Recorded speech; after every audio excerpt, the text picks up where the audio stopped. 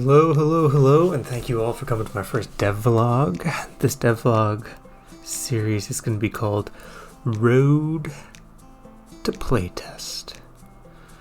Basically, I'm going to be using these dev vlogs to try and keep everybody in my Discord up to date, and anybody who really wants to follow along up to date on the status of my indie project here called Forging a Legacy.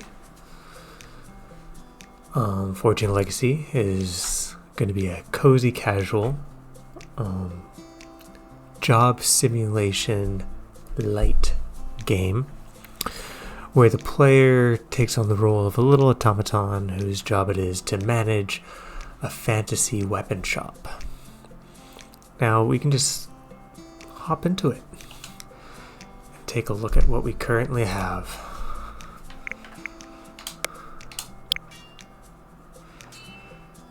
Start the game, and so here's a nice little pre-designed shop I have ready.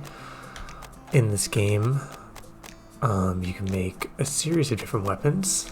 So over here at the forge you can choose if you want to make a dagger, axe, or sword, but let's just stick with a dagger. Put some metal scraps on the dagger there, or on the forge. As you can see, the temperature is taking forever to go up, so let's add some wood to the forge to increase the heat of that flame, shall we? As you can see, we have some customers wandering around looking for items. So it looks like the ingot's nice and hot. So here's our first mini-game, which is the anvil mini-game.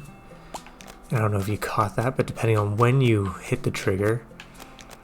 You know what, let's pull that up again, shall we? So we'll heat up another ingot. I'll show you the anvil minigame a little bit. So as you can see here, we have a little reticle going back and forth, and depending on when you strike and where the reticle is, you'll get a different point. So you'll either be good, great, or bad.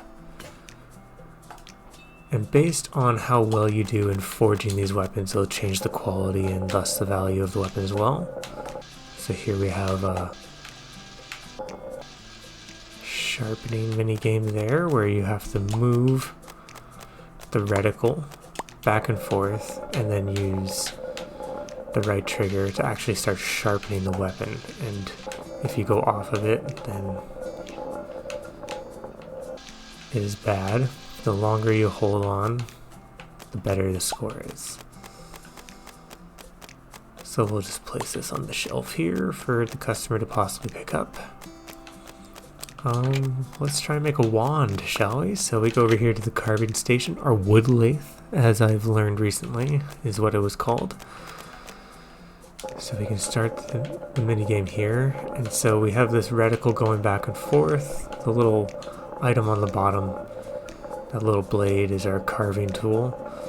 So if we time it correctly, we get good points. If we time it incorrectly, we get bad points. And we get good points if we time it all right. So now we can pick up our little carved stick here, bring it to the enchantment table, and just start chanting it with some Dance Dance Revolution inputs. There we go. So we'll just put the wand there on that little shelf.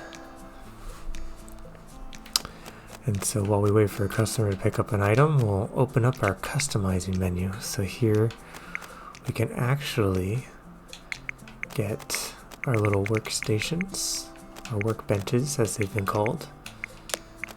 And we can place them in different areas. We also have different shelves. So we have the barrel shelf, which will be used for like swords and staffs, and then we have the crate shelves, which are for daggers and wands and smaller items. And I have basically the icons for all the different type of shelves that I want to use, and all the different workbenches as well. So I'm actually on shelves right now. I was on workbenches before. Oh, it looks like we have a customer. So if we go up here, we can see the change the customer is expecting for the payment for their item.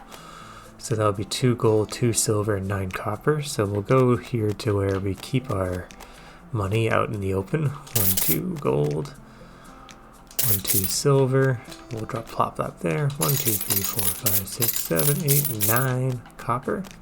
As we hand that over, that's it. That's that done.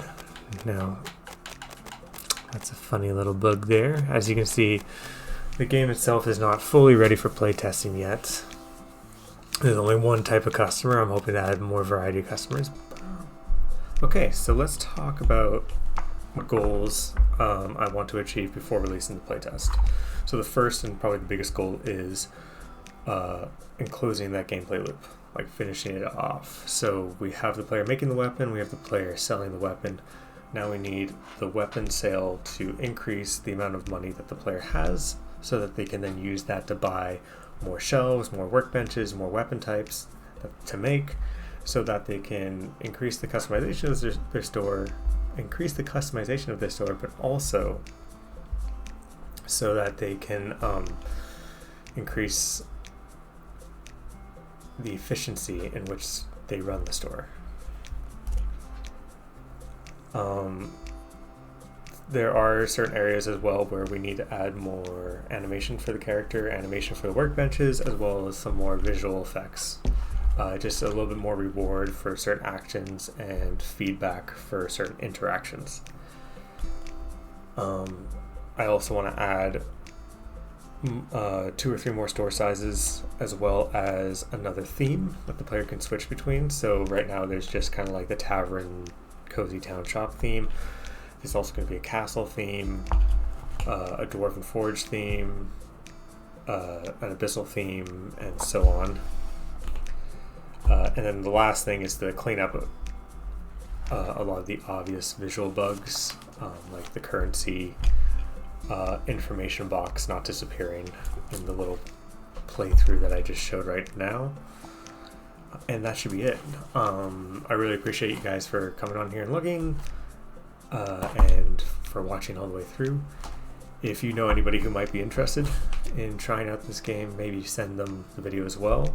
If you're new, if you're not a part of the Discord, I'll leave a little link in the description. Maybe it'll be on the screen as well, that you guys can follow and join the Discord, and then be kept up to date on what's currently happening with this game. But thank you again so much. I hope you all really enjoy your days. Have a good one.